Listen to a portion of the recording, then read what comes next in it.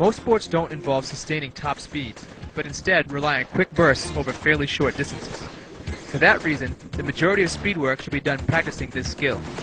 For our purposes, acceleration consists of all elements of sprinting, from the moment of your first movement until you reach top speed. Top speed is generally achieved between 15 and 30 meters, depending on strength levels, coordination, and the ability to maintain appropriate shin angles with the ground. Acceleration, though a highly technical activity, can be summed up with a simple but seemingly contradictory statement. Run as hard as you can while using the least amount of effort. If you try too hard to run fast, your form will break down and you will not reach your top speed. As we examine acceleration development, we'll break down these cues and body positions that are required if you expect to make the big gains in your speed development. For inexperienced athletes, staying relaxed while running at full intensity is a difficult task, especially when caught in the excitement of competition. However, success depends on overriding the instructions from your brain to strain and push harder, and instead rely on proven techniques. Watch any elite speed athlete when they run, especially track sprinters, and notice how effortlessly they move. The world's fastest athletes know that staying relaxed, no matter what, is always faster than straining and fighting your way to the finish. Coming out at 45 degrees allows the athlete to get full extension of the ankle, knee, and hip, while setting them up to accelerate in the smoothest possible pattern.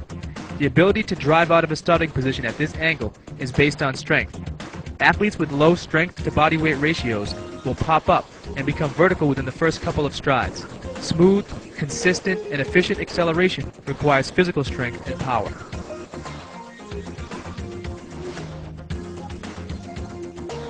Heel recovery occurs after ankle, knee, and hip extension, also called triple extension, when the heel is being recovered from the ground, back under the hips, in order to step over the knee.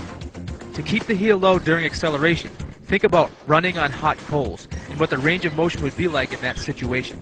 Notice how the heels stay low to the ground during the recovery of the first few steps and gradually increases in overall range of motion.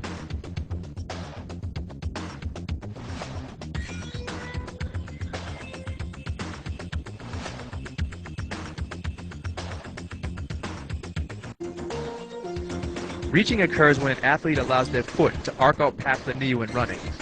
An easy way to tell if an athlete is stepping over and driving down versus reaching with their foot is seeing where the foot lands as it touches the ground.